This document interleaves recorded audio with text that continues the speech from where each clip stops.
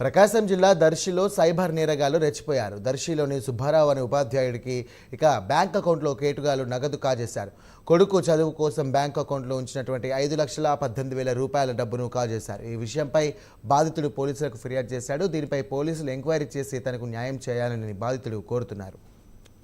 5,18,000 amount పోయిందండి.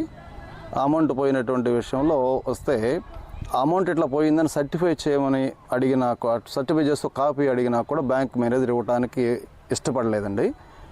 నాకు ఆయన నుంచి పాజిటివ్గా స్పందించేట్లుగా కావాలి. నాకు అలా సర్టిఫై చేసి కాపీ ఇస్తే నేను ఫర్దర్గా ఏదన్నా కంప్లైంట్ ఇచ్చుకోవడానికి కానీ నాకు యూస్ఫుల్గా ఉంటుందండి.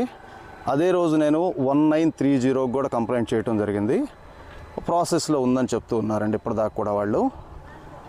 అదే రోజు నెక్స్ట్ డే 24వ తేదీ ముళ్ళమూరు పోలీస్ స్టేషన్కి వెళ్ళి నేను కంప్లైంట్ ఇవ్వడం జరిగింది. ఎఫ్ఐఆర్ చేయమన్నాను. ఎస్ఐ గారు అందుబాటులో లేరని